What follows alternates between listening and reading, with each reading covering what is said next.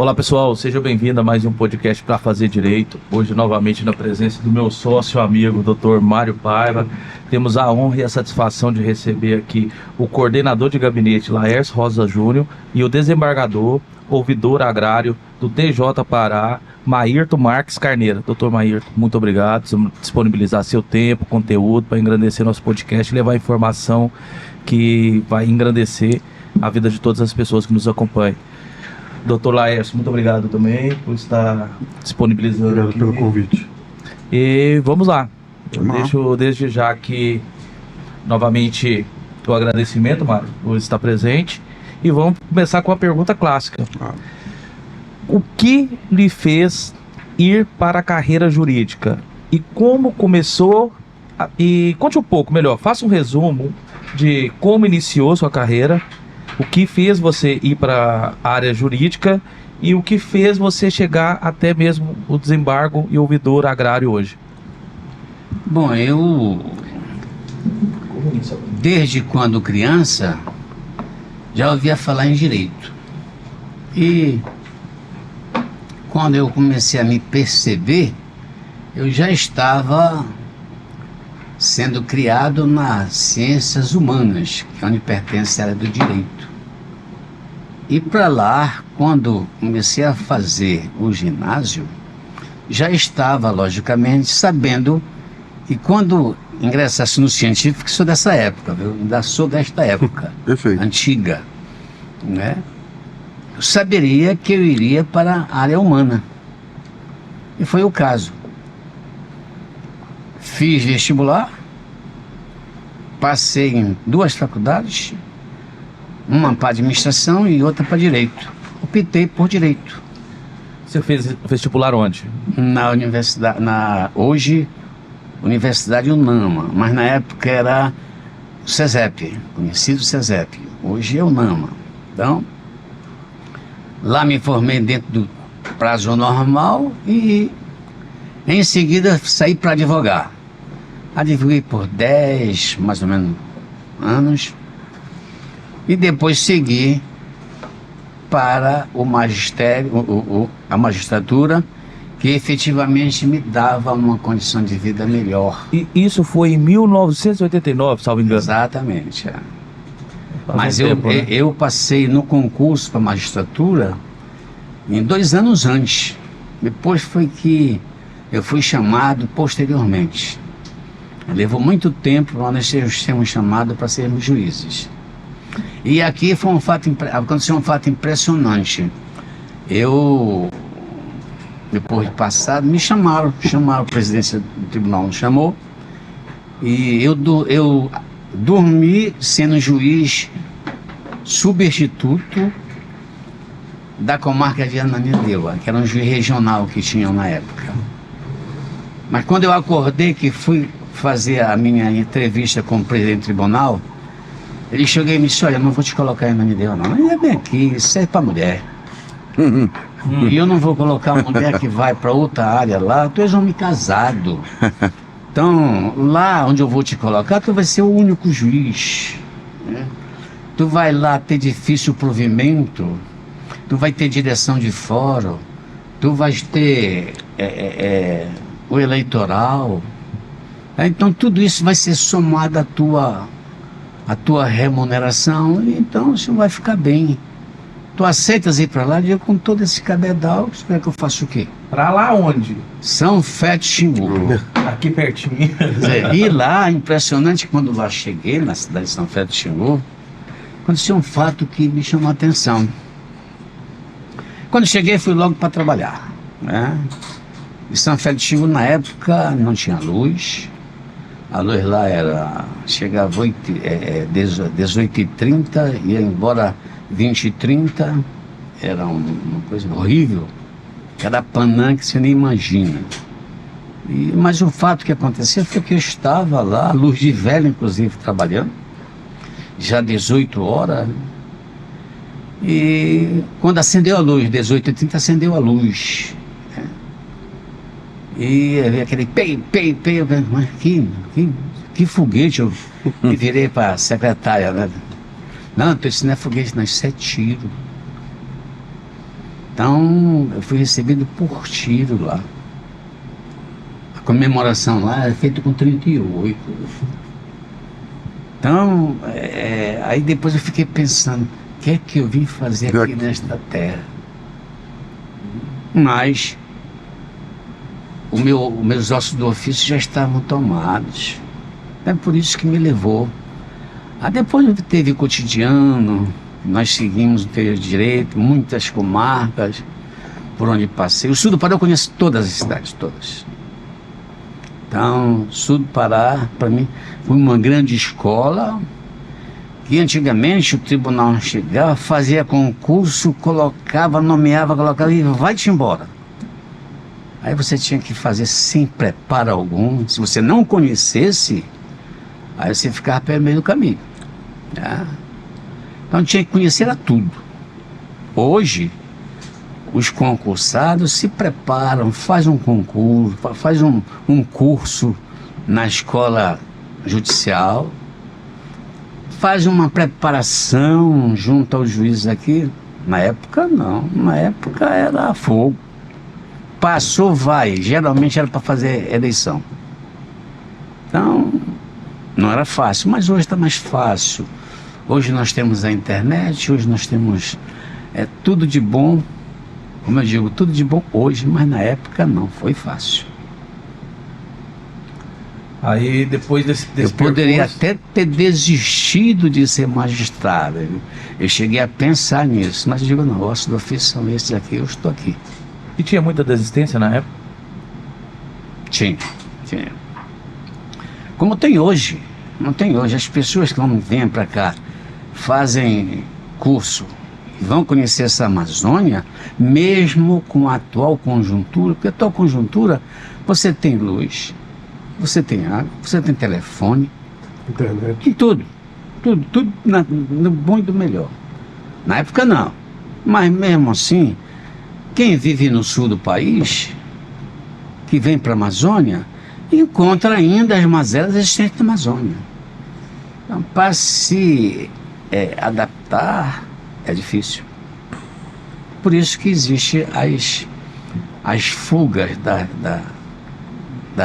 da magistratura aqui no Pará, que não são poucas. Saem muitos. Qual conselho você daria para as pessoas que estão adentrando hoje na magistratura, que tem um interesse em crescer dentro da magistratura, chegar a um desembargo? Qual que seria o conselho que você daria para essas pessoas? O conselho primeiro é que ele tem que ter sacerdócio. Tem que efetivamente hoje ser um sacerdote da magistratura, um sacerdote do direito, porque todo homem do direito, ele morre aprendendo. Não pensem vocês que basta fazer o curso de graduação, fazer qualquer tipo de doutorado ou mestrado, que você não vai... mas tem que estudar. As leis estão aí, estão saindo a todo momento, a jurisprudência também, estão modificando, sendo modificadas quase que diariamente. Então você tem que ter perseverança, vá fundo. Se o senhor efetivamente quiser ser um bom magistrado, o senhor tem que fazer dela um sacerdócio, porque situações existem que o magistrado não pode fazer muita coisa não dentro de uma comunidade, dentro de uma comarca onde ele resiste, principalmente no interior. Né? A vida tem que ser regrada, porque todo mundo te olha, como efetivamente tem que te olhar com respeito. E se o senhor for uma pessoa que as pessoas da comunidade, dentro da sua sociedade, vejam que o senhor está sendo faltado com aquela polidez, eles não te respeitam. E o doutor é desembargador do Tribunal de Justiça do Pará desde 2016, correto? Isso. Conte um pouco sobre essa sua trajetória dentro do desembargo no estado. Como foi, como é, o seu dia a dia, o que lhe proporciona? Graças a Deus, o senhor pulou a história toda, que eu passei pelo interior não foi fácil. Não foi fácil. existiu comarca que eu dormia com Carapanã e acordava com Carapanã. Calor tremendo. Hoje não existe mais isso. Hoje nós estamos tranquilos. A internet veio aí para nós, né? E como era a relação, só voltando aqui, resumindo, e como era a sua relação nesses interiores? Porque a percepção que temos, se hoje já é perigoso alguns interiores que são mais afastados, no estado do Pará, que tem essa dimensão continental, imagino que no ano de 1989, como deveria ser, né? Provavelmente seria uma situação bem mais arriscada ser juiz nessas comarcas. Como era essa situação para você, para o doutor? Nós, quando chegamos lá no sul do Pará, foi eu que estávamos lá no sul do Pará, doutor Exilda em Marabá, eu estava em São Fé de Xingu, depois fui para Curionópolis, e quando o doutor Roberto Moura encontrava-se em Xinguara, o doutor já até faleceu, doutor Cândido estava em Rio Maria, e o doutor Normando Carmo Borges estava em Redenção, e o José Maria Teixeira estava em Conceição do Araguaia, se não me falha a memória. Então o sul do Pará era uma sede de campos que realmente era uma localidade que não existia lei. Só para o senhor ter uma ideia, uma ocasião, eu sempre estive, na época, eu fui futurista. Na época eu estava trabalhando na comarca de São Félix do Xingu, mas que abrangia também Tucumã, e Tucumã já era um local melhor. E Tucumã veio de um programa da Andrade Gutierrez, e existia lá uma certa estrutura melhor, né? Já tinha luz, tinha um telefone precariamente, mas tinha, São Félix do Xingu nem isso tinha, né? E lá a pessoa chegou comigo pedindo uma indenização, né, de 3 toras de mogno. Aí eu perguntei, mas por que isso? Por que só 3 toras de mogno? Não, porque eu vendi e a pessoa não me pagou. Eu digo, mas como não me pagou? Não me pagou, doutor. Disse que eu vou procurar meus direitos. Como o senhor está aqui? Aí ele foi me procurar e eu mandei chamar a pessoa. Aí a pessoa que tinha acabado, o dono, o proprietário da serraria, tinha acabado de chegar. Aí eu mandei o oficial de justiça lá, pedi comparecer lá perante mim. E ele foi. Daqui a pouco chegou o oficial de justiça, olha, doutor, ele disse que não tem tempo para lhe atender. Aí fica complicado não atender. Deixa eu ter uma ideia do quanto era a coisa lá. Eu digo, bom, já que ele não tem tempo para atender, eu disse, soldado, vá lá e traga gentilmente esse rapaz aqui. Mas soldado no sul do Pará, se a pessoa se encrespar, sabe como é? Aí já vem uma gemada, assim. Até que esse não, veio normalmente. Aí pedi para ele sentar, ele sentou. Aí ele disse, por que o senhor mandou me chamar? Ele chamar porque existe uma arenga aqui para o senhor resolver. E eu fixei para ele que custava só isso aqui. Aí ele disse assim, mas no momento o meu coisa não está aqui, o meu gerente que fez esse negócio, e eu não vou mais conversar com o senhor, né? Tudo bem, o senhor não tem tempo me atendendo, então, sargento, por favor, pode recolher. Mas recolhe, senhor, recolha. Ele fez recolhido, passou 3 dias, né? Muitos telefonemas para lá, para soltar. Não tem tempo para me atender, esse homem. Qualquer dia eu me lembro dele e vou buscá-lo. 3 dias depois, me lembrei, não, todo dia eu me lembrava, não pode ser, a pessoa, não é? É um ser humano. Aí 3 dias depois eu chamei.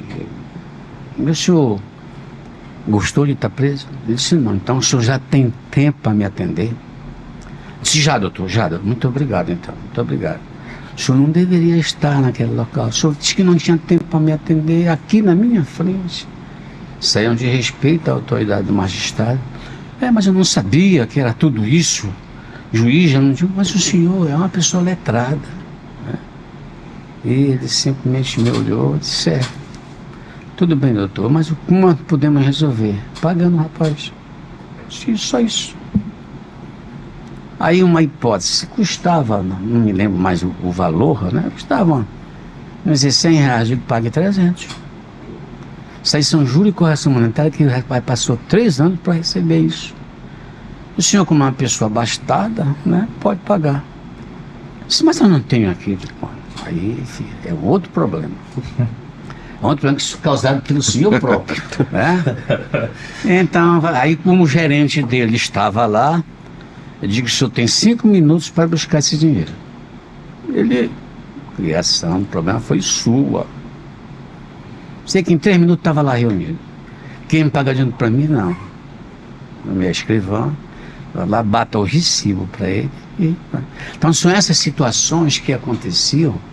Ou seja, era terra sem lei na realidade, o sul do Pará. Com isso eu estou dizendo que na época que nós estávamos impondo a justiça lá, foi difícil. Mas no máximo com 2 anos nós conseguimos impor a justiça. E hoje a justiça no sul do Pará, ela é respeitadíssima. Doutor Mário, Quero sim. E como foi o início, desembargador? Como é que foi o início? Pais abastados, tradição jurídica, como é que foi o seu início? Tradição jurídica nenhuma. Meus pais eram analfabetos de pai e mãe. Vim pra cá, né, com 7 anos de idade. E do Ceará? Do Ceará.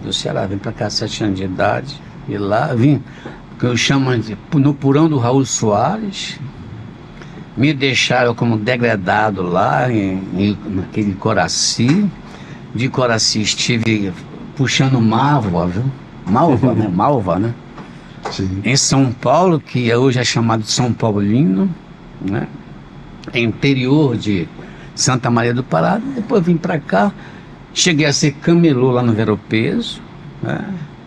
A minha vida foi assim, de lá pra cá, trabalhei em cartório, trabalhei também num comércio. Então, de camelô a desembargador. E depois vim para a advocacia, e da advocacia vim para a magistratura, e aqui estou. Mas não existia abastado nenhum, e nem sou. As pessoas têm essa ideia, né, de que a facilidade é grande, mas a maioria dos jovens tem que entender que é muito sacrifício, é muita renúncia para chegar em algum lugar. E me diga uma coisa, quais os principais valores e desafios da magistratura? O que o senhor considera de valor e de princípios que um magistrado deve ter para exercer a magistratura aqui no Estado? Primeiro que tudo é conhecimento. Segundo, é honesto, ser honesto. Porque não adianta você ter o conhecimento sem você ter aquela postura de honestidade. Mas não só a postura, você tem que ser honesto. Então, partindo desses 2 princípios, o restante vem por consequência. Mesmo porque, como eu lhe disse, a magistratura é um sacerdócio. E muitas das vezes você ganha muito pouco. Dizem que os magistrados ganham demais. Quem dera.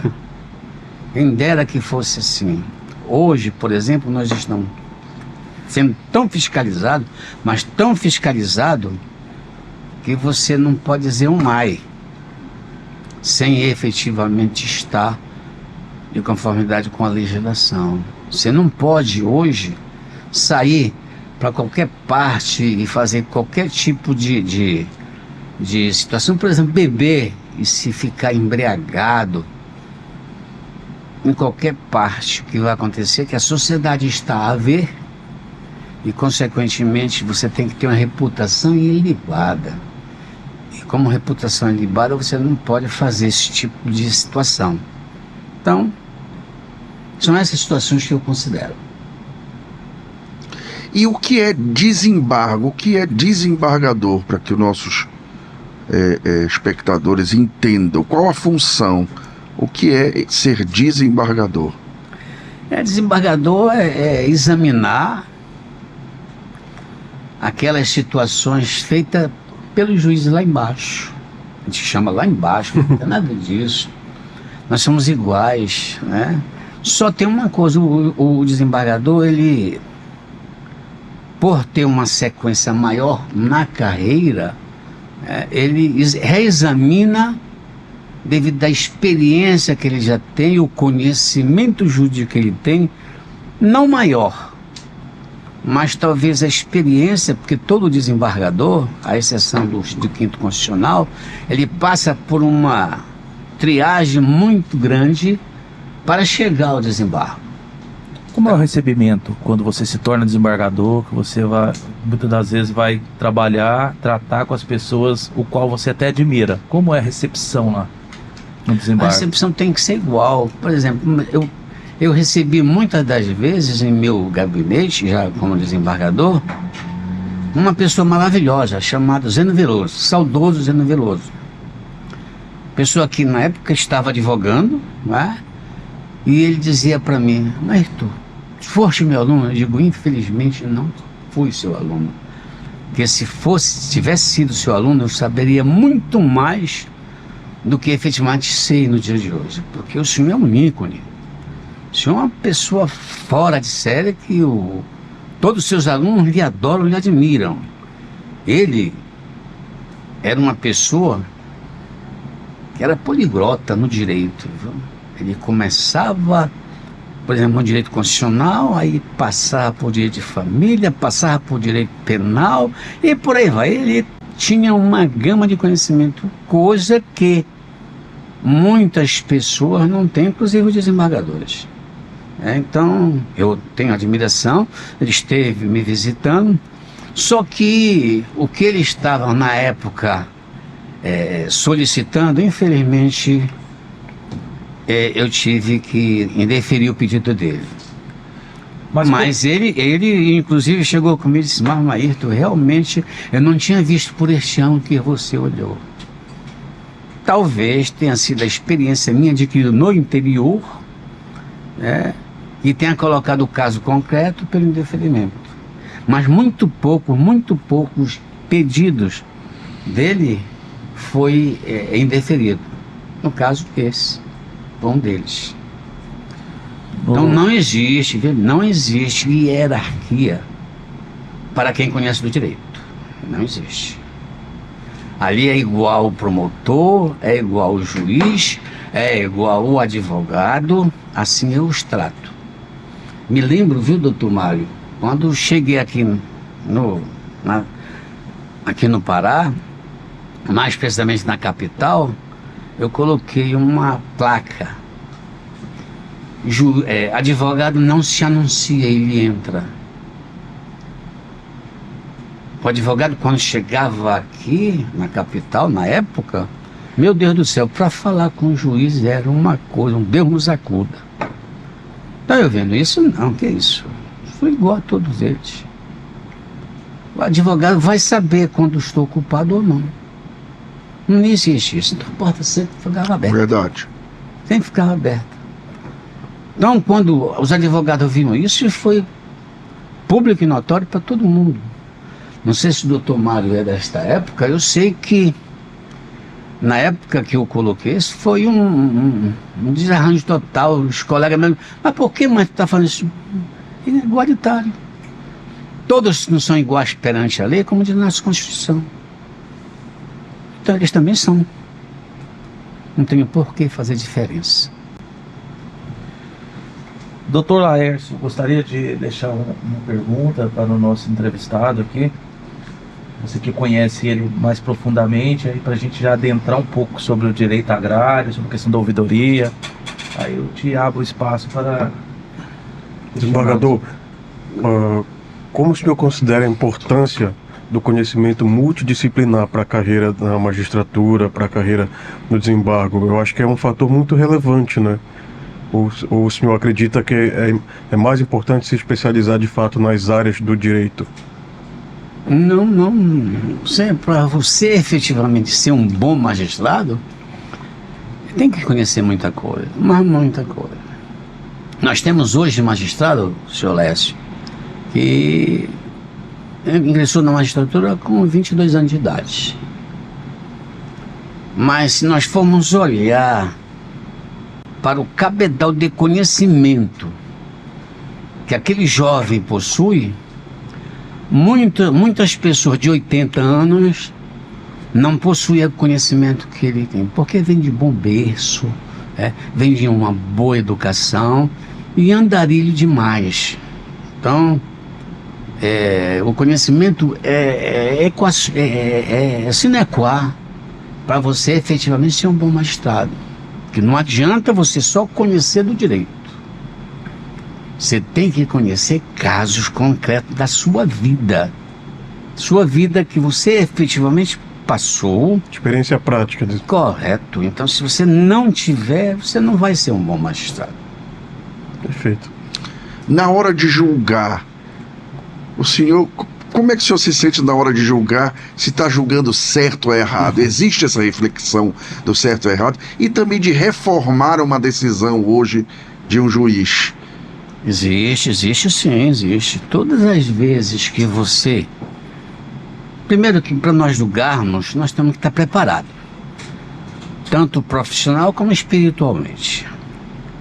Porque você vai, por exemplo, na área penal, você vai julgar a liberdade de uma pessoa, que é o segundo maior direito que a pessoa tem. O primeiro é a vida, né? Isso é com os médicos. A segunda é a liberdade de uma pessoa, no direito penal. No direito civil você vai lidar com o patrimônio da pessoa.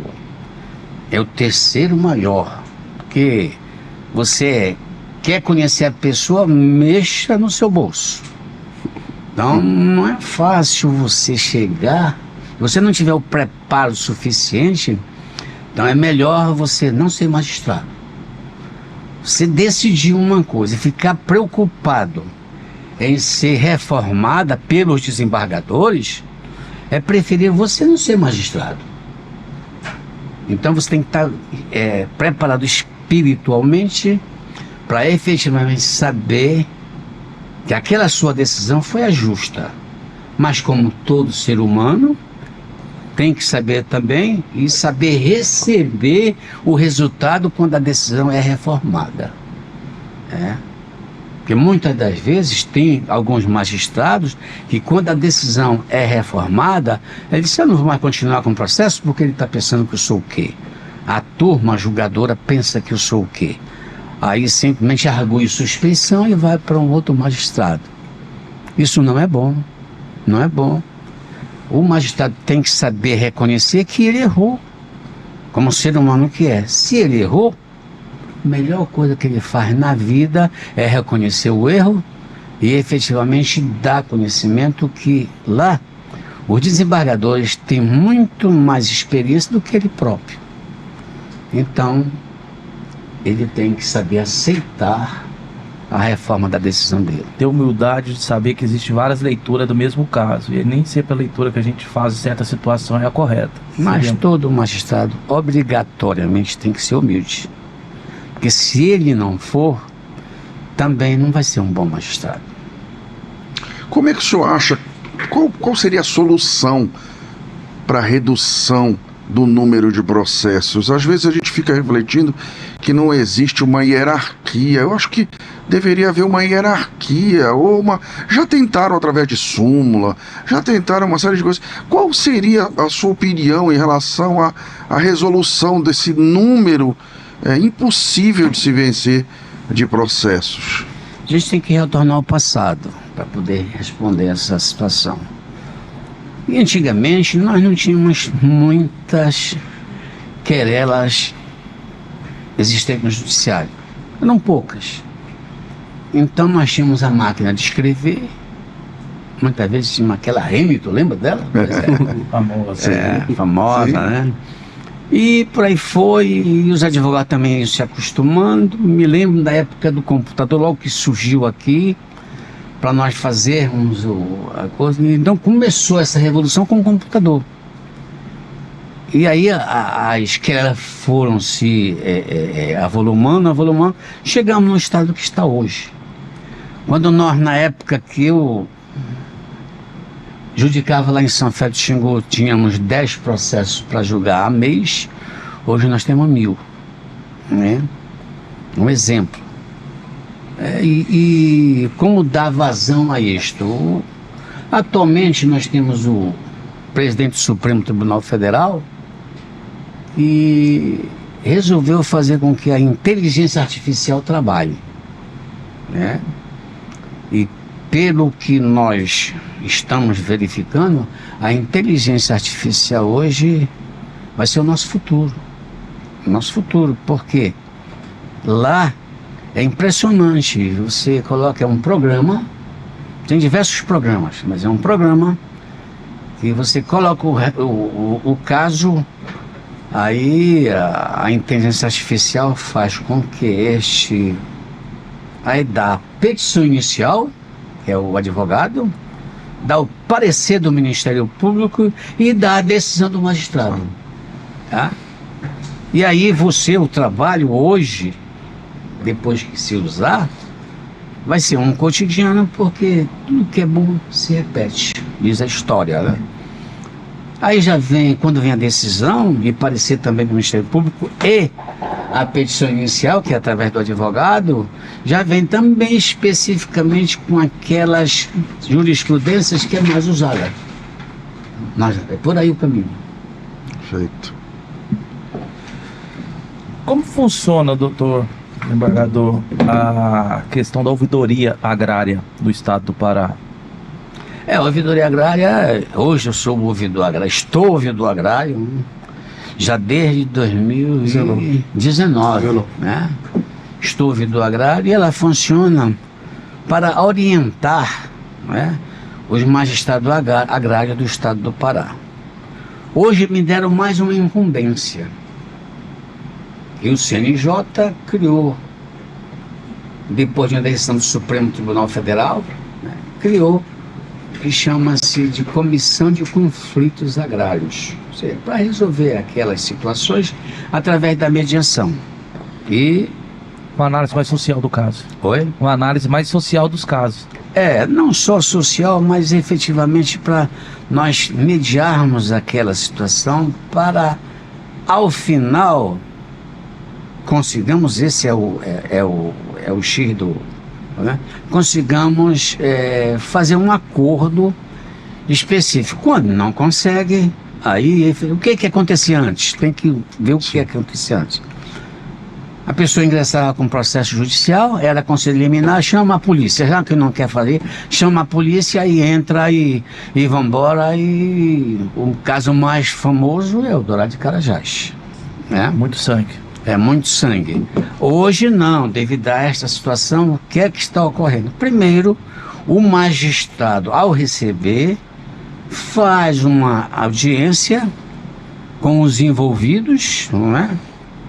Após ouvir os envolvidos, o magistrado vê se vai conceder ou não a medida liminar. Concedida a medida liminar, vai ter que ter o cumprimento. E no cumprimento, aí que poderá usar ou não a força. Então nós temos um marco temporal, que por isso foi criado a comissão. Nesse marco temporal, nós temos que mediar. E quando de fato ocorre essa mediação para tentativa de criar uma composição, criar uma ponte para solucionar? Qual momento processual isso ocorre? O momento processual é quando o magistrado vê que não conseguiu aquela sair voluntariamente, que nós chamamos. Quando isso acontece, ele manda para a comissão. E a comissão, aí sim, ela vai começar a trabalhar. A interlocução entre as partes para saber qual uma, qual outra. Visita técnica na área para saber efetivamente se a área era aquela. Porque muitas das vezes as pessoas de má conduta, o que é que fazem? Pegam um georreferenciamento, plota na área como sendo aquela área, quando na realidade não é. Aí engana o juiz do primeiro grau. Agora, para enganar a comissão, por que não vai enganar? Porque nós temos já uma série situações lá, temos técnicos para isso. Quando é feita a visita técnica, já vai efetivamente todo um aparato para saber como é que é ou não. Já tem mais expertise e profundidade de análise que com faz, né? certeza. Nós não podemos de jeito nenhum, porque nós, acima de tudo, nós estamos preocupados com o ser humano. O ser humano é tudo na vida. Não adianta você pensar que o ser humano não é igual a mim que é. Não é igual a você que é. Então, pode ser que o senhor tenha um conhecimento intelectual maior. Mas em compensação, naquele caso, em compensação é melhor você saber que aquele caboclo, que aquele ocupante, também é um ser humano. Me lembro de uma história que aconteceu, é bom que se ilustre. Um padre foi numa canoa com um caboclo e ele dizendo, o padre dizendo para ele, você sabe ler? Aí o caboclo disse, não sei ler, perdeu 20% da sua vida. É a história que quando sou eu. Aí eu falei, você sabe, só sabe remar? Você não sabe dirigir um carro? Eu disse, não, só sei remar. Perdeu mais 20% da sua vida. E por aí foi, o caboclo quase que perdeu a vida toda dele, né? Pelo que o pai estava dizendo. De repente a canoa afundou. Aí o caboclo se virou para o padre e disse, o senhor sabe nadar? Ele disse, não, então o senhor vai morrer, perdeu toda a sua vida. Sim. Entendeu? Então, Sim. são essas situações que a gente tem que ver. O ser humano é igual. Então nós temos que ter a preocupação com ele. Se nós não tivermos, não adianta você ser um ser humano também. Que acima de tudo, se você desejar o mal para o outro, você não é uma boa pessoa. Defenda o seu direito, defenda a sua propriedade, mas com consistência, com coerência. Não sei se eu respondi a sua pergunta. Respondeu com clareza. Em quais momentos, desembargador Maírton, a ouvidoria pode ser chamada? Quem pode chamar a ouvidoria? Em que momento processual ela pode ser acionada? E qual a competência? Haja vista que algumas pessoas confundem como órgão revisor, né? Então, para as pessoas ficarem... Não é órgão revisor, é o órgão auxiliar. Exato. Qualquer pessoa pode fazer com que a ouvidoria seja acionada. Para isso nós temos diversos, nós temos e-mail, nós temos telefone, tanto fixo quanto celular. Página da ouvidoria. Página de ouvidoria. WhatsApp da ouvidoria. Tem lá uma página, fale com o ouvidor, né? Isso. Então todos esses mecanismos nós temos para ser usado pela população. Então basta que a população ingresse, né, que nós tomaremos as providências que nos cabem. Qual é? Por exemplo, um exemplo só clássico. Tinha uma advogada lá em Altamira que ela dizia que ela estava sendo ameaçada por tudo quanto era proprietário de terra lá, porque ela era advogada de ocupante. E ela pedia providência da ouvidoria agrária.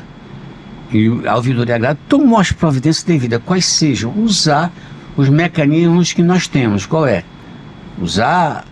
Encaminhar para a polícia agrária, encaminhar para o Ministério Público, encaminhar para onde for necessário, para que as pessoas efetivamente não seja vilipendiado no seu modo de ir e vir. E foi o que aconteceu com essa senhora. Hoje, parece-me, o doutor Lessa até acompanhou, parece-me que ela está muito bem advogada, sem problema algum. Sim. Doutor Alessio, fica à vontade, quer dar continuidade? Qualquer pessoa, tá? Sim, de fato é isso. Nós estamos abertos a esses meios, via esses meios de comunicação. Esse caso que o desembargador ilustrou é um dos casos clássicos, né? Mostra que não só os advogados, mas também como a comunidade externa, os próprios magistrados do Estado têm os nossos canais de comunicação à disposição para encaminhar pedido de providência, pedido de informação e até mesmo pedido de orientação, que também é feito pelos magistrados, é algo feito pelos comandos de polícia também. Como que está a situação hoje da regularização fundiária do Estado do Pará? A gente entende que o Estado do Pará, como mencionei anteriormente, tem uma dimensão continental, tem um histórico muito ruim com vários conflitos agrários que terminaram em tragédias. E como é o cenário hoje? O que está sendo feito para essa regularização, desculpa? O Pará em si, nós ainda não temos ainda, já me disseram que tinha, mas nós temos 2 institutos. Um hoje funciona a mil maravilha, que é a ITERPA, é estadual. Isso. Mas não temos o INCRA. O INCRA, ele como entidade deixa muito a desejar ainda. Eu estou tentando, junto ao INCRA, aqui do Pará, que eles se façam se respeitar, mas eu vejo que não. Então eu estou tentando, eu vou a Brasília, ver um tempo que eu tenho, eu vou a Brasília para falar com o INCRA Nacional, com o ministro, né? E também, se for possível, eu vou até com o presidente da República. Porque que é o que o INCRA diz? Que ele está defasado, que não tem absolutamente nada, que aquilo não consegue fazer nada, porque não tem pessoal, e por aí vai. Ou seja, tudo para mim é balela.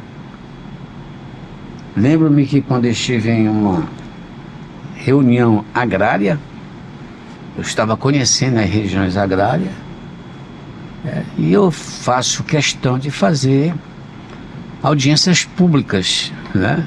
E uma delas, eu estava informando que o INCRA, nesse dia o INCRA estava, foi em Marabá isso. Marabá. E o INCRA estava lá, né? Ainda bem que se fez representar, porque não se fez representar em Redenção, não se fez representar em Altamira. Eu tive que mandar chamar a promotora. Isso. E por aí vai. Então, mas o INCRA não foi, né? Santarém foi? Não me lembro. Eu sei que eu já dizia naquela época, eu digo, olha gente, o INCRA tem que funcionar como instituição. Não adianta o INCRA ser só aquele penduricalho, né? Tem que efetivamente trabalhar, porque eu conheci o INCRA até 1990, o INCRA é um primor. Hoje eu não posso dizer disso. Temos que agradecer Dizem muito o ele trabalho lá do que Dr. está Bruno. sucateado.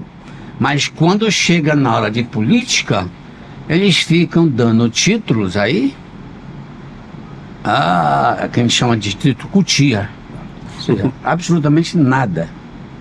Não prevalece absolutamente nada. Ou seja, é uma situação que deixa a gente preocupado, porque é uma instituição que deveria funcionar a contento. Não sei se é porque hoje o INCRA está defasado. Só para o senhor ter uma ideia, o quanto o INCRA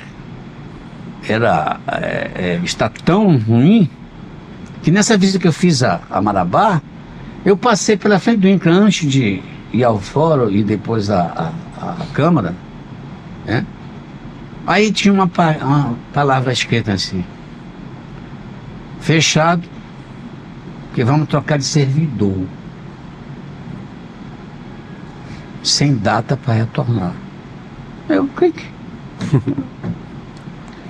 Aí comecei a dar, né?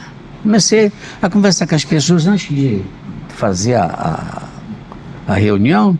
Aí disse, não, doutor, INCRA só funciona um dia na semana, de terça-feira, e os demais dias? Não funciona, ele fica fazendo serviço interno. Que história é essa? Quando você pede informação para o INCRA, ao invés de ser dado na área como o ITERPA dá no dia de hoje, o ITERPA também não é essa maravilha que é hoje, não. O ITERPA eu também tive muito trabalho, mas depois que o Dr. Bruno Colono assumiu, ficou um amor de primor. Já não pode ser do INCRA, porque o INCRA tem ocasião que leva 15 anos para me responder, fazer uma simples resposta. Então eu não posso dizer que dizer que só trabalha um dia na semana quando ele é pago para trabalhar diariamente. O Tesouro paga para trabalhar diariamente. Mas não, fazer o quê? Se tu leva 15 anos para me dar uma resposta. Essa questão do INCRA, tem uma situação que eu gostaria até de que o doutor trazesse algumas informações, que é a situação do GEL e do CAR. Hoje, a pessoa, para saber se a área pertence ao Estado, ou à União, ou mesmo ao município, é uma dificuldade. Isso, com a tecnologia, com o GEL, com o CAR, isso deveria ser uma coisa muito fácil acesso. Estou adquirindo uma área.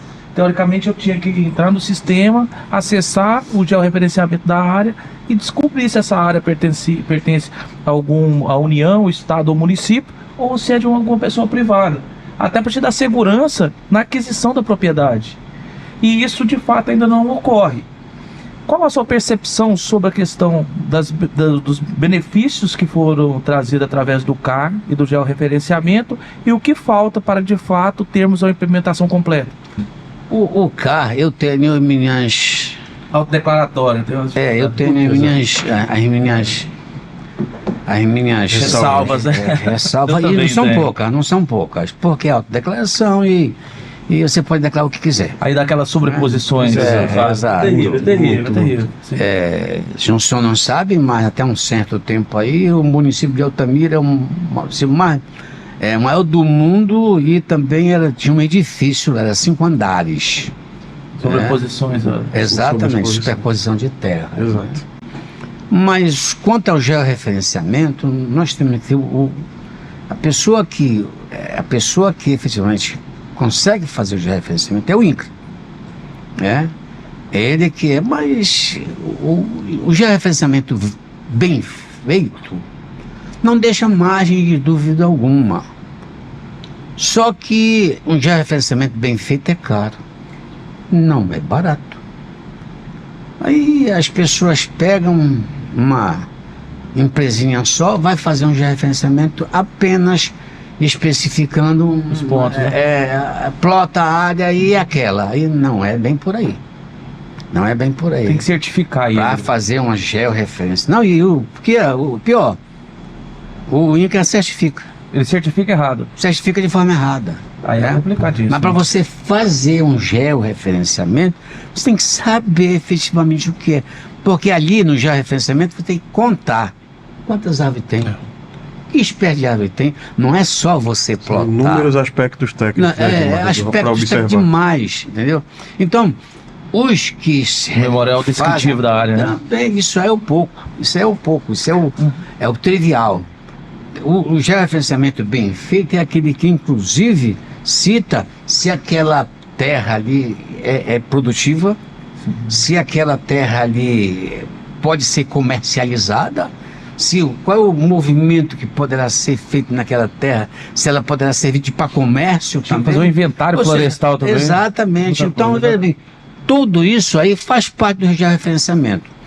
Existe uma lei, né, que obriga a ser feito o georreferenciamento. Mas o poder público não quer pagar. E o poder público é o que mais usa o judiciário para esse tipo de coisa. Chega a ser irresponsável quando colocar a culpa do georreferenciamento ao particular. É muito fácil você chegar, por exemplo, hoje em dia, o Marajó está sendo aí estudado para ser uma situação federal. Que entendem eles que a maré de 1930 pegou 33 metros, cabe tudo, e não sabe que lá tem 6 Marias, né? Aí dizem que aquelas 6 Marias, viu, doutor Mário, não prevalece. De 1800 vai pancada, era a época da nossa colonização. Aí diz que não prevalece porque existe uma lei agora, né, de 1973, que você é obrigado a declarar aquilo ali para você certificar que aquela sermaria ainda existe. Então, veja bem, tem pessoas com 100 anos de sermarias, com seus herdeiros, e não está sendo respeitado, né? Vamos muito longe, nós estamos naquela serra lá de Roraima. Serra Dourada? É Serra Dourada, Serra Dourada, isso? Pois é. Que o governo simplesmente retirou as pessoas de lá. Sem direito a... Estamos aqui também, numa área aqui em São Félix do Xingu, que o governo está dizendo que é terra indígena, tudo bem, sem problema algum.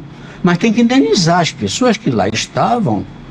Lá em Paraupebas também existe área lá que o governo chega a ser irresponsável para colocar aquelas situações, tirar as pessoas, Quer dizer, você é contra o governo? Não, não sou contra o governo. Mas a gente terá que fazer a coisa de uma forma tal.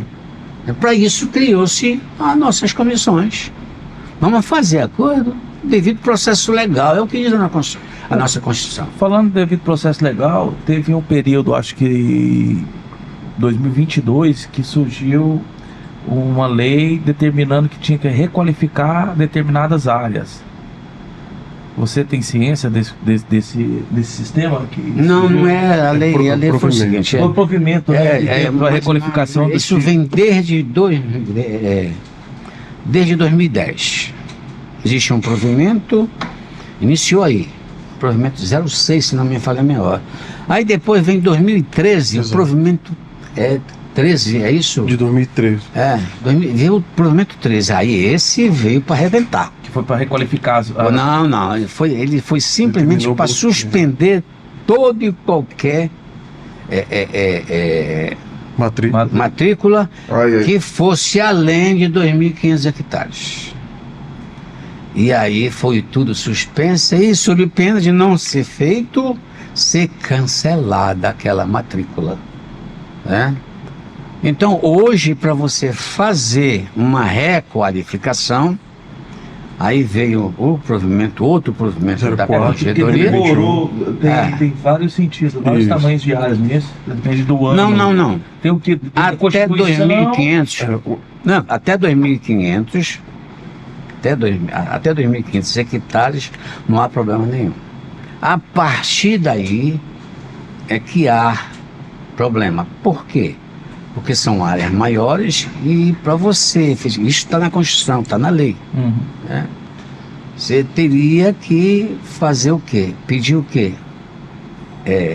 A anuência do Congresso Nacional. E ninguém fazia isso. Então, mas isso está na Constituição há muito tempo. Desde 1943, da Constituição de 30. Então, isso só vem se repetindo. E as pessoas não olhavam para isso. E hoje, devido a essa situação, então tem que requalificar agora. Senão você perde mesmo. Eu acho que foi um negócio muito bom. Mas isso foi feito com toda a publicidade possível. Todo mundo sabe o que você efetivamente tem que fazer. Desembargador Maírton, o que é que o senhor aconselha? Quais os padrões, os parâmetros para uma pessoa que deseja adquirir um terreno ou uma propriedade agrária? O que o senhor... Porque diante de tantas problemáticas, nós precisamos de uma luz. Um cidadão quer adquirir uma propriedade rural. O que o senhor aconselharia, quais os passos a serem trilhados para ele tentar chegar a uma segurança ao comprar uma propriedade rural? Muito boa, muito boa. Deixa eu dizer, nós temos lá na ouvidoria um checklist do que é necessário efetivamente para você adquirir uma sem problemas. Mesmo assim, às vezes ainda surge alguns, que o direito ele é dinâmico, ele não é... Aí checklist, muitas das vezes a pessoa diz mesmo assim, por que tirar uma certidão da Justiça do Trabalho? A necessidade sim, porque muitas das propriedades fazem com que deva na Justiça do Trabalho. Sim. E a Justiça do Trabalho, ela é dinâmica.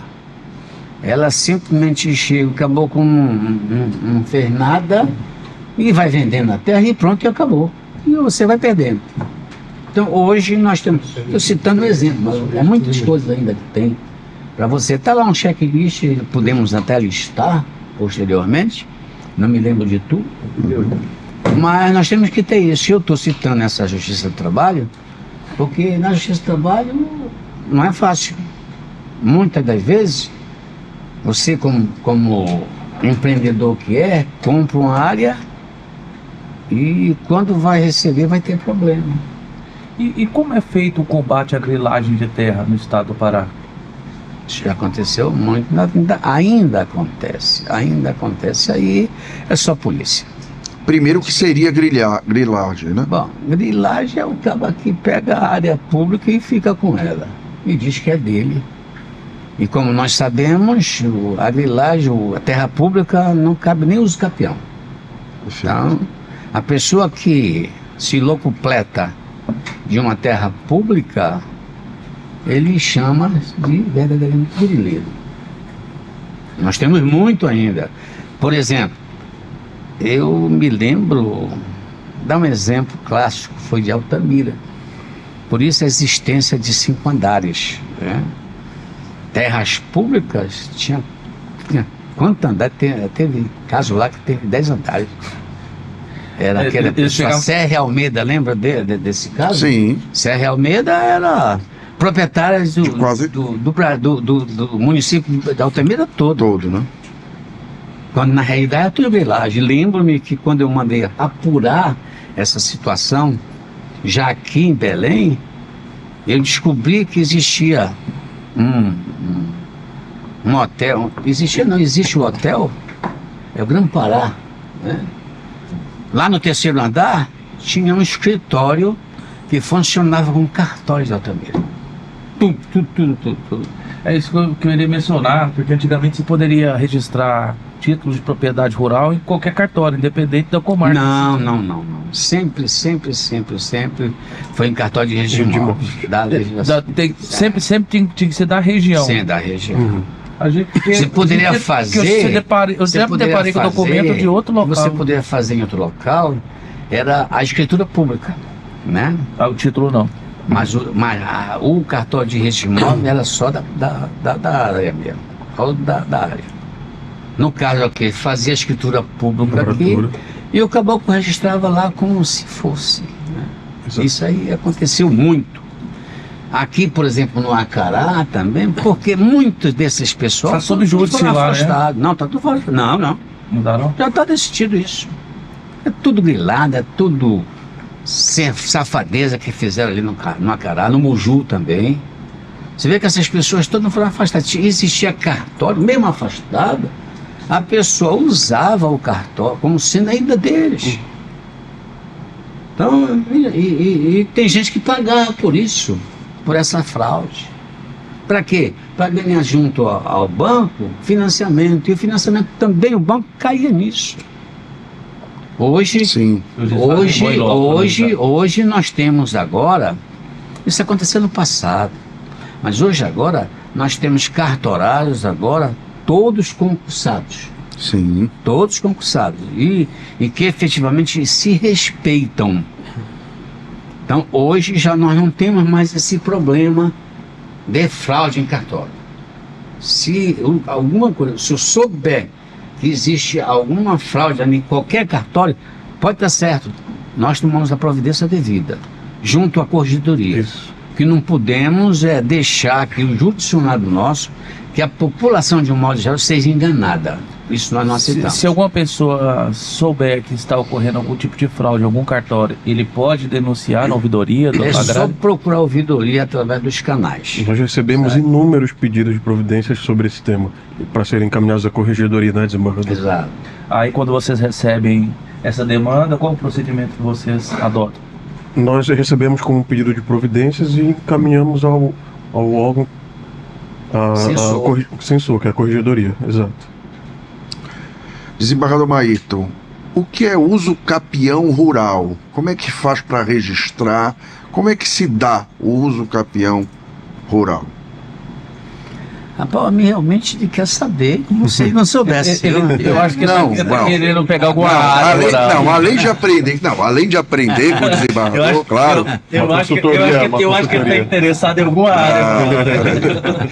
Nós atuamos aqui, além de querer, claro, além de aprender com o desembargador, nós aqui informamos a um sem número de pessoas. Então, muitas das vezes a gente fala, uso capião, a gente fala, e E as pessoas precisam saber de uma autoridade Nós temos campeão, tá? Claro. O agrário não foge do que é. o que é. Nós temos os campeões até 5 anos. É uma terra que não seja pública, né? Seja particular, que não tenha sido usada e também não tem aquele cunho, né? Tem que ter o cunho social. Função social. Como não está tendo aquele cunho social, os ocupantes poderão requerer junto ao órgão, junto ao judiciário, ou hoje ao próprio cartório de registro de imóveis, o uso campeão especial. Temos os campeões de 5 anos, temos campeão de 10 anos. De 15 anos. Cada caso é um caso. Né? Dependendo do tamanho da área, Dependendo do tamanho, isso. uso, E uma coisa que tem que estar bem claro, que tem que ser uma terra que não seja pública. Né? Se for pública, tem que fazer aquela aquisição Não. poderosa, né? Tem que ser feito, aí não cabe o uso campeão. Não, aí já muda. Aí muda a figura, né? Então não existe segredo. Não existe segredo. É só usar o que diz a legislação, e o geral é isto aí, né? Que será concedido. Antes era só judicialmente, mas hoje já pode ser feito no próprio cartório. Extrajudicialmente. De notas. Desembargador, Mailton, fazer uma pergunta aqui um pouco fora da área agrária, mas é só para a gente trazer uma percepção sua para as pessoas que nos acompanham. O doutor tem uma longa história já no judiciário. A gente entende que o judiciário tem mudado. Antigamente se tratava o direito de uma maneira mais positivada, mais próxima da matemática, vamos dizer assim, mais cara crachá. Hoje existe muito subjetivismo nas decisões.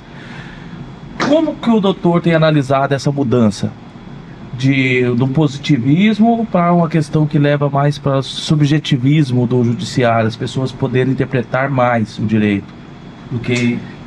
Veja bem, isso começou agora recentemente na Argentina. Eu, quando fiz o meu doutorado, né, eu ainda não acabei, porque o estudo na Argentina ele é muito bom Grandes mesmo. referências, né? Exato, é muito bom. E vejo que, como o senhor disse, modificou muito. Hoje, as interpretações não são que nem as interpretações antigas.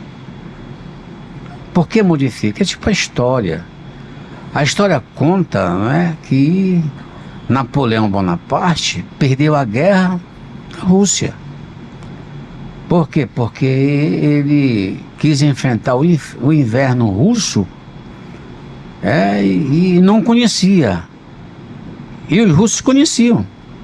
Então, os russos deixaram de avançar até entrar em Moscou. Aí tem aquela célebre frase do Ferri, né, da Rússia, dizia: vamos dar 2 passos atrás para dar um na frente. Isso ficou conhecido no mundo inteiro. E quando ele ingressou, ele perdeu a guerra, porque não conhecia o outro. É a mesma coisa isso.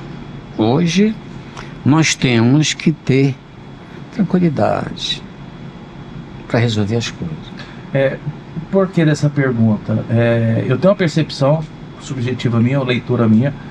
O Brasil, apesar de ser uma jovem democracia, ela quer interpretar o direito como se fosse usando como paradigma europeu, sistema europeu, utilizando o sistema americano e a maneira de interpretação. Só que a gente percebe que, de fato, será que as pessoas estão preparadas para esse subjetivismo na hora de tomada de decisão? Porque parte para uma análise muito ampla. O doutor tem essa percepção ou não? O problema na realidade é cultural. Por exemplo, os Estados Unidos, ele defende o direito feito na Inglaterra. Sim. Nós Alemão. acompanhamos o alemão e o francês. Então nós temos que ver essa situação, que é você vê, por exemplo, nós estamos acompanhando ainda o Montesquieu, o homem que dividiu os poderes da República em 3. Então, de lá para cá já vem da Revolução Francesa. Então, de lá para cá nós estamos ainda engatinhando, mas isso é normal hoje. Agora, se nós estamos fazendo situação usando de outro país, da Europa, Nós estamos também nos atualizando. O direito é dinâmico, ele não para. Quanto mais você fizer alguma coisa, mais você vai acompanhando. Até que as mudanças são muito rápidas hoje. Exatamente, vamos fazer. Se porventura a coisa não for, eu vejo muitas críticas em relação ao judiciário, porque estão tomando decisões, mas estão tomando decisões baseadas em algumas outras. Efetuada onde? Nos Estados Unidos, na própria França, na Inglaterra, na Alemanha, na Argentina. Então, veja bem, já não é sozinho que nós trabalhamos. O mundo globalizante faz com que nós modifiquemos de forma rápida, devido ao pragmatismo que nós temos hoje. A própria mudança social. Exato, o pragmatismo que nós temos não é fácil. Hoje, o mundo está tão dinâmico que se você não estudar, se você efetivamente não olhar, não para trás, mas para frente, você vai ficando pelo caminho e vai ficando. Então, hoje, por exemplo, agora o doutor Mário me fez uma pergunta em relação ao que seria para modificar essa quantidade de processos, e eu disse que uma das soluções era a inteligência artificial.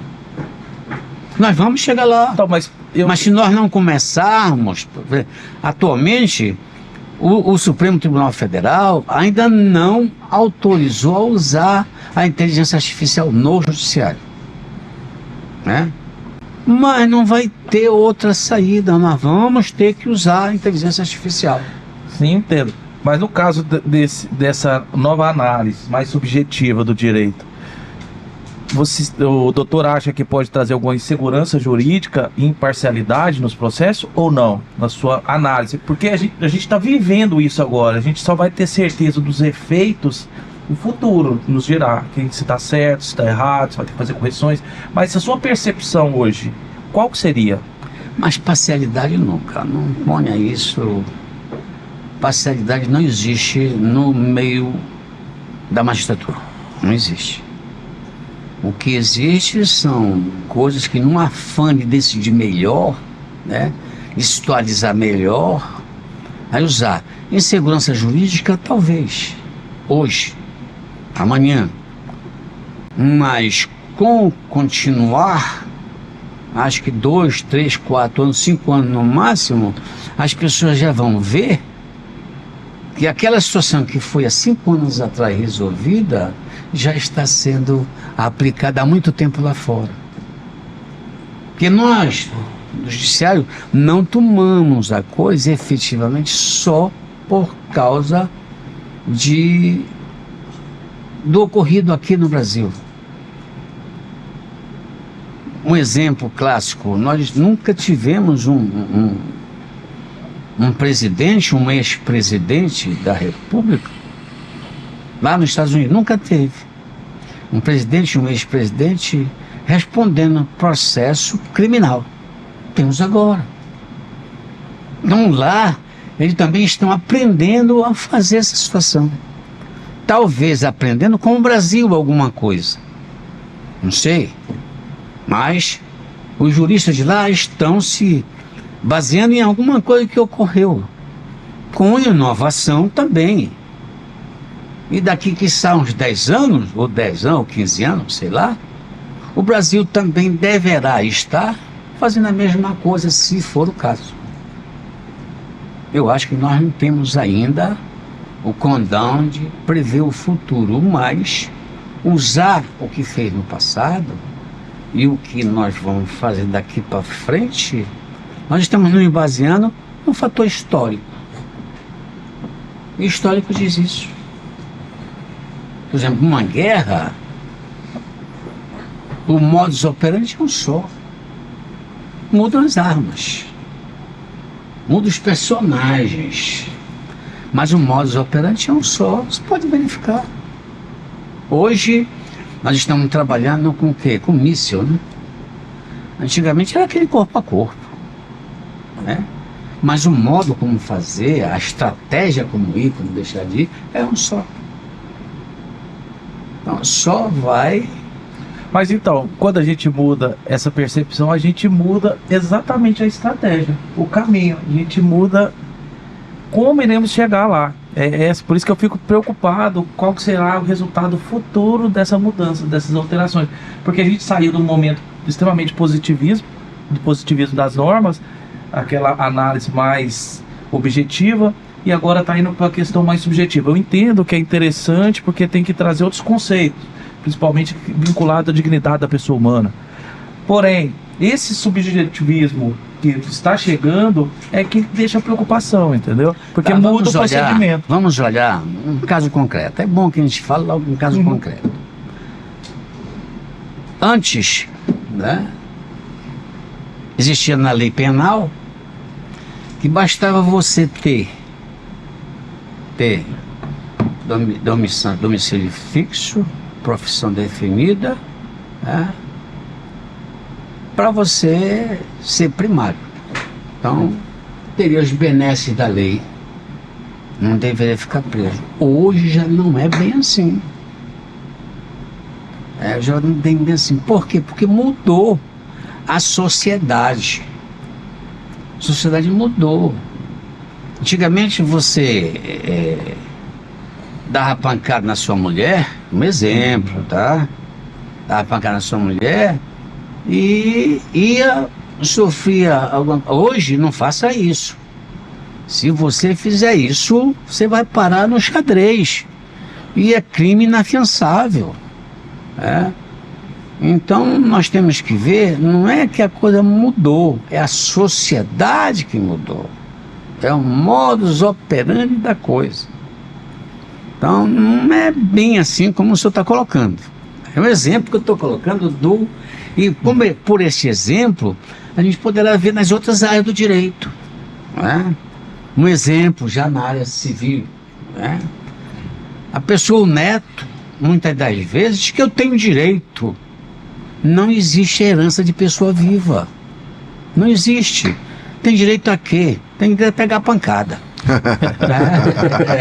E não a querer qualquer coisa. Mas existe isso. É verdade. Conheço um caso aqui na Avenida 15 de Novembro. Acabou com o quê? Porque quer ter direito. Ele é neto de um terceiro casamento do filho do que morreu. Aí ele acha que tem direito, ele não olha que existe gente na frente dele. Não, eu tenho direito aqui. Porque eu cuidei não fez mais que obrigação. Se ele é vivo, se ele é vivo, é porque aquele avô dele deu condições para ele viver. Agora ele quer o quê? Então são essas situações que a sociedade muda. E nós temos que acompanhar. As leis, muitas das vezes, ficam arcaicas. Porque, como dizia o Zeno Veloso, lei fala. O espírito dela é que fala. E a jurisprudência também acompanha. A jurisprudência nossa, ela fala, ela diz o direito do agora e o daqui a pouco. Por quê? Por causa da sociedade que modifica. Então tem que acompanhar. Bom, desembargador Maírton Carneiro, eu teria ainda duas perguntas. A primeira, eu acho que o senhor já respondeu fartamente, que seria se o senhor acredita que o PJE realmente é a realidade e o futuro da justiça, mas por tudo que o senhor falou, eu tenho certeza que é claro e evidente que o senhor acha que a tecnologia realmente veio para beneficiar as suas atividades. Apesar de nós dois termos participado dessas gerações, dessas transformações, desde a máquina de escrever até o PJE, mas pelo que o senhor falou, que é o que eu acredito também, o PJE ele só veio para facilitar e ajudar nossas atividades. E a segunda pergunta que eu queria que o senhor explanasse, como são suas atividades como desembargador do Tribunal de Justiça. A turma, como o senhor funciona, em que turma funciona e quais as causas que são afetadas, um pouco da sua realidade, não mais como ouvidor, como desembargador. Bom, eu quero dizer que o PJE, atualmente é o Sul, né? Sul não só para a magistratura, como para o estudante de direito de um modo geral. Entretanto, ainda não é o ideal. A pessoa irá surgir algumas outras ferramentas que dêem uma maior agilidade do que o PJE hoje dá, né? Respondendo à situação.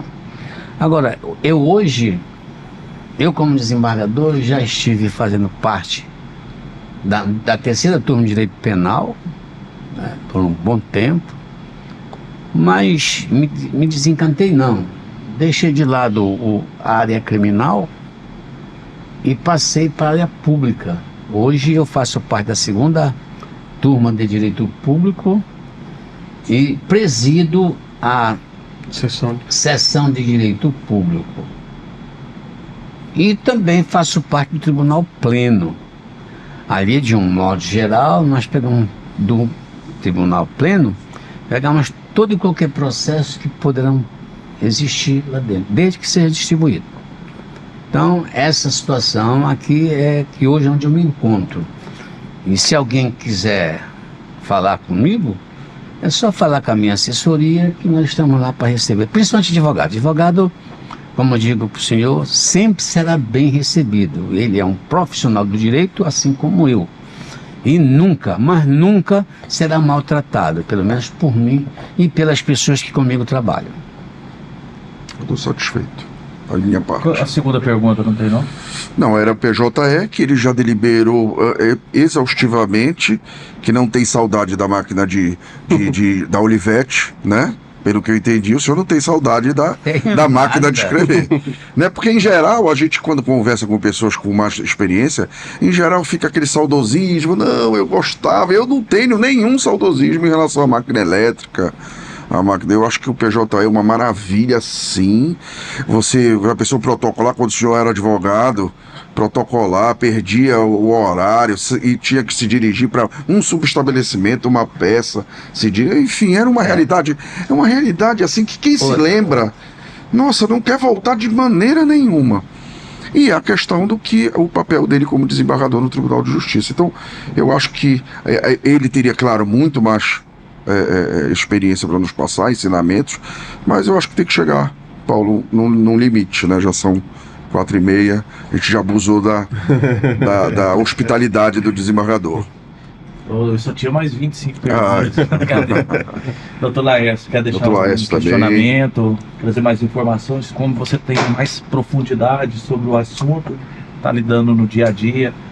Se você quiser fazer alguma pergunta ou deixar alguma informação, até para esclarecer para as pessoas que estão nos acompanhando, a gente agradece. Pois não. Bom, a princípio eu reitero a nossa disponibilidade por meio dos nossos canais de comunicação para acolhermos sugestões, pedidos de orientação, pedidos de providência, informações sobre denúncia, e também dizer que para a estrutura, acredito que o desembargador vai concordar comigo, tanto da ouvidoria quanto dos processos que ele lida no desembargo, nós estamos de fato em constante evolução. Eu compartilho desse pensamento de que a tecnologia veio para somar no sentido de otimizar as rotinas de gabinete, otimizar as rotinas para despacho de processos, inclusive no âmbito administrativo também, como é o caso da atuação da ouvidoria. As plataformas digitais estão aí para noticiar isso, para facilitar o acesso à justiça do nosso jurisdicionado. Então, eu penso também que esse é o caminho da evolução tecnológica, o caminho que vai passar pelo uso da inteligência artificial. Ainda pegando um pouco o gancho da sua fala no contexto das decisões subjetivas, eu acho que a justiça hoje tem se modificado no sentido, inclusive, de olhar o contexto regional das decisões. Nós não falamos sobre o caso agrários, por exemplo. Vou até trazer uma pergunta aqui que eu fiz para o ministro Marco Aurélio. Essas decisões, essas análises que o judiciário tem feito, ocorre muito pela omissão legislativa ou não, doutor? A senhora tem essa percepção? Porque tem muitas coisas que poderia já estar sendo legislado e está sendo imposto como lei, e não precisava de uma interpretação mais profunda dos magistrados. O doutor tem essa percepção também ou não? Não, não tenho não, porque nós não podemos mexer, né, com o Independência. Poder Legislativo sobre esse aspecto. O Poder Legislativo, efetivamente, ele trabalha muito. Agora, logicamente, como já falei, o mundo está dinâmico. A sociedade modifica todo dia, né? E como um poder que existe muitas regras para serem cumpridas, efetivamente ele se atrasa um pouco. Mas não que ele seja falho. Eu Não que seja omisso, né? não seja omisso. Não é que ele seja omisso. Ele, efetivamente... Nós temos, por exemplo... E aí vou dar um exemplo. O Supremo Tribunal Federal decidiu que mulher grávida ou mulher com filhos até 12 anos que pratique tráfico, que é o que ocorre muito, o Supremo decidiu que não poderia ficar preso, a grosso modo, certo? Houve uma certa resistência quanto a isso, mas 2 meses depois já estava numa lei. Mas ele não foi omisso. O Supremo Tribunal foi além, né? Ele efetivamente verificou aquela situação, colocou, e o Poder Legislativo vendo aquilo, vendo que tinha se atrasado, logo em seguida equacionou a situação e colocou na lei. É porque eu percebo, não é falando mal de nenhuma instituição, não é isso que eu estou querendo. Mas a gente percebe que às vezes, como é um órgão político, normalmente quando tem uma pauta sensível, parece que eles ficam com medo de legislar sobre aquilo e afetar diretamente as pessoas que votam neles, que seriam seus eleitores. Então por isso que eu fiz essa pergunta, porque a gente tinha comentado com o ministro Marco Aurélio na casa dele, e ele também deu uma resposta até um pouco similar. Mas eu sei do contrário, eu não vejo assim, eu não vejo desse jeito. Porque, veja bem, da feita que você é eleito, né, eu não tenho que ter medo de nada, porque ali são 550 deputados, é isso?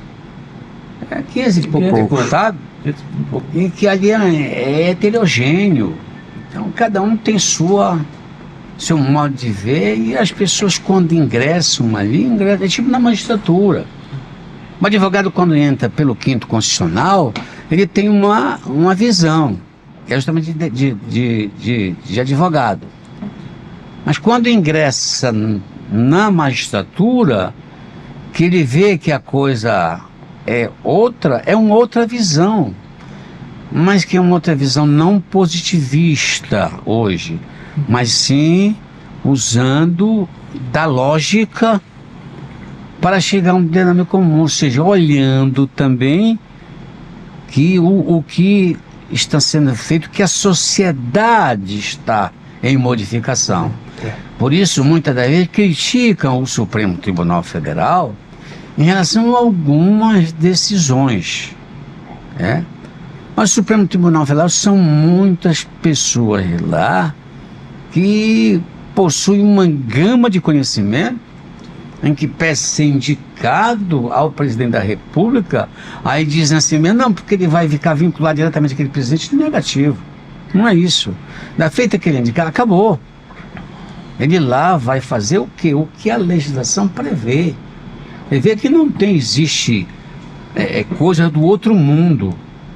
Existe, logicamente, decisões polêmicas, mas que na realidade, quando você vai ver, não tem nada de polêmico. A coisa é feita com seriedade.